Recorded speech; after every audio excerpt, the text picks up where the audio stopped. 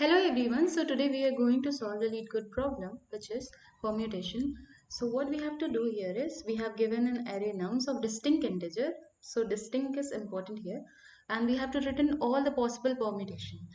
So the order doesn't matter here. We have to simply return the different number of permutation which we can able to form using the number of elements present inside that nums.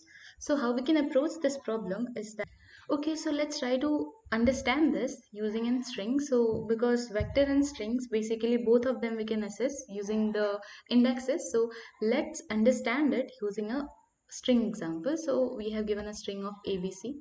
Now what we have to do is we have to firstly swap the uh, let's suppose I is 0, that is L is 0 in this case. So what we have to do is we have to swap the elements, that is L of 0, that is nums of 0, and nums of I. So nums of L and nums of I are, L and I are both 0, so we can actually see that we got the same string ABC, right?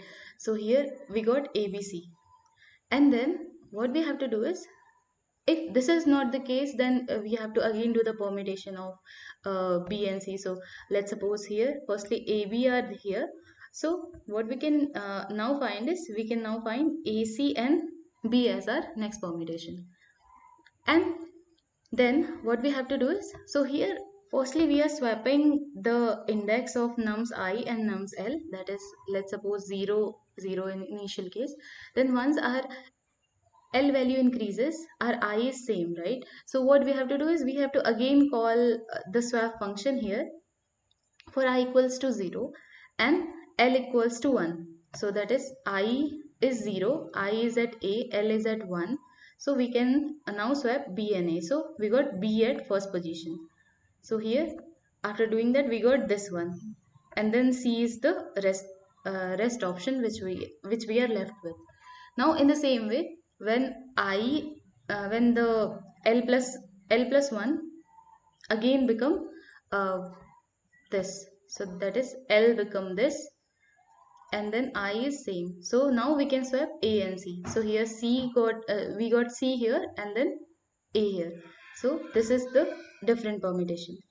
So in the same way, so this swap, after doing the permutation, what we are again doing, we are swapping the values of elements again, because after getting ABC or after getting ACB, we again want it to be the same vector or the same string, that is ABC, because we have to use it further for making different permutation. So this is how we do it.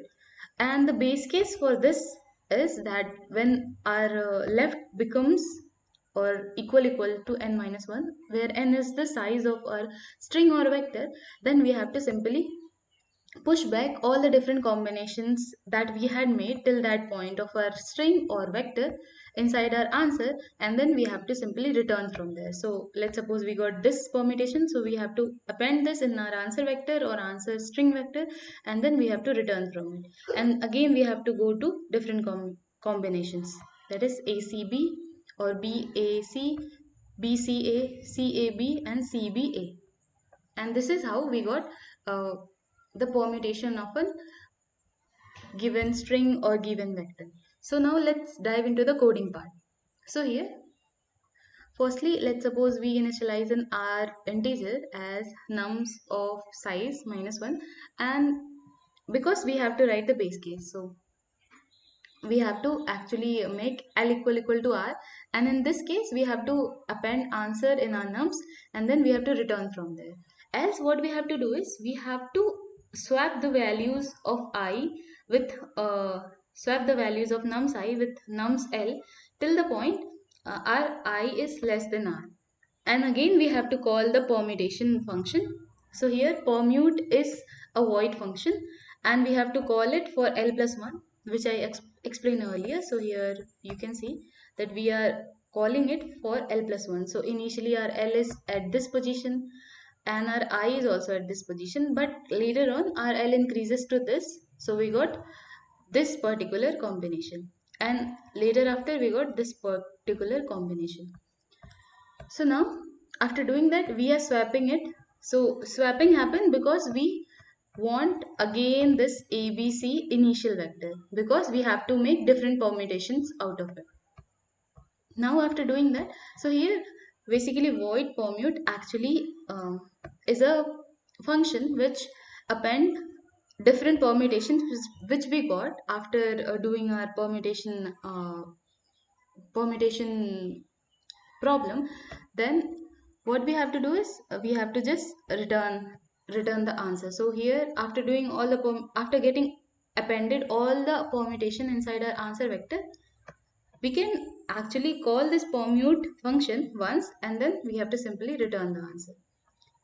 So this is a helper function which we are using as permute, and this is how we can actually generate different number of permutations for the problem permutations. So now let's try to submit this.